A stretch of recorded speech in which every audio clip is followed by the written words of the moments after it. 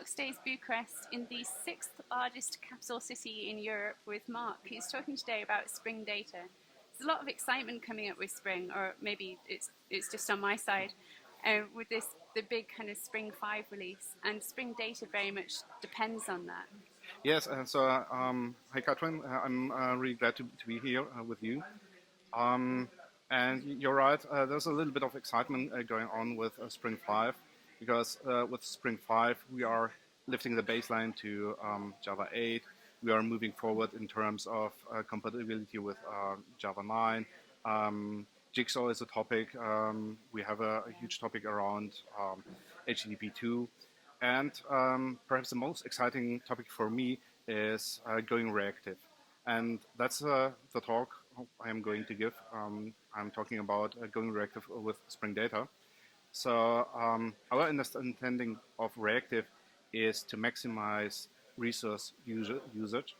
And when it boils down to data, this means to take a very detailed look what's actually going on when you access data.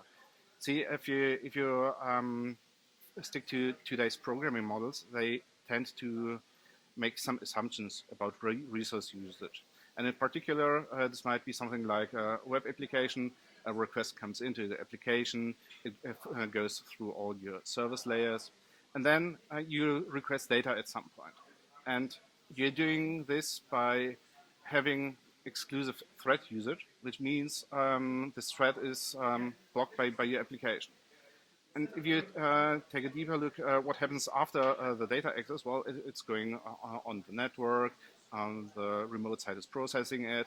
And while this is all going on, your thread is blocked and cannot really do useful work. And that's exactly where reactive programming comes in. Because with reactive programming, we no longer tend to make assumptions about the underlying execution model, but rather declare in a functional way what we want to achieve. And this works out pretty well with data access, because we no longer block threads which were previously occupied by waiting on data, but rather we make a request, and then we immediately go on to the next task where we can perform useful work. And that's a big new thing for Spring Data 2.0. And we are going to support MongoDB, Redis, Apache Cassandra, and Couchbase with Spring Data 2.0. But again, we have to wait on Spring 5 until it's going to be released, perhaps mid this year. So when the thread makes a request for data and then moves on, what happens internally? Well, the thing is, with today's drivers, which are also opinionated on the execution model, we have to perform a shift in that. We are no longer able to use the old blocking drivers. Well, old may sound a little bit legacy, but in fact it's still a good solution for most of the use cases today. But for reactive data access, we have to use non-blocking asynchronous drivers that use non-blocking sockets. So we simply write the data out to the channel and are not obliged to wait for a response, but the driver is taking care of that.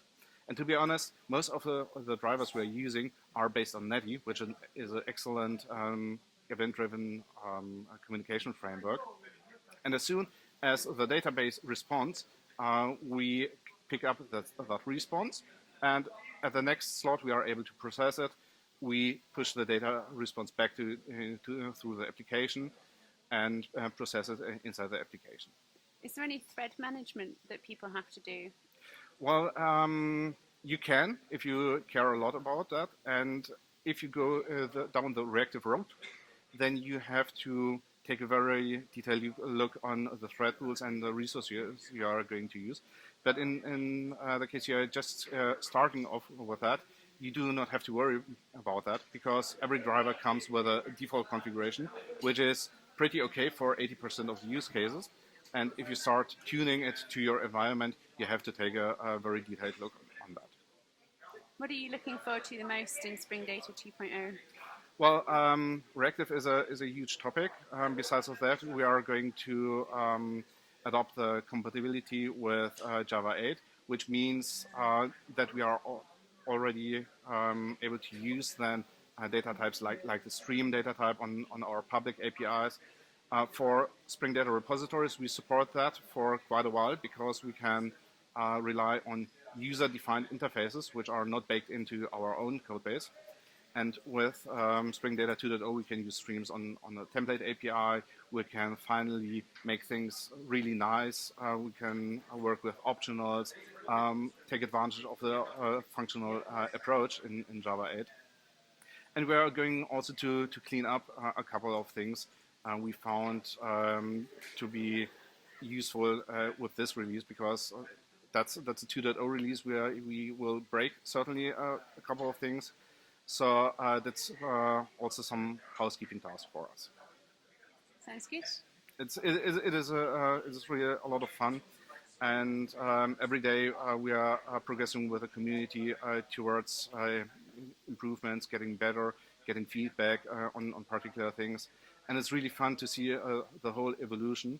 But I think the most important thing to not forget is, although we are doing reactive isn't the answer for all the problems. It's an answer for a very specific set of problems. And sometimes it's really better to stick to the blocking API because that's less complex for your application. Thank you very much. Thank you.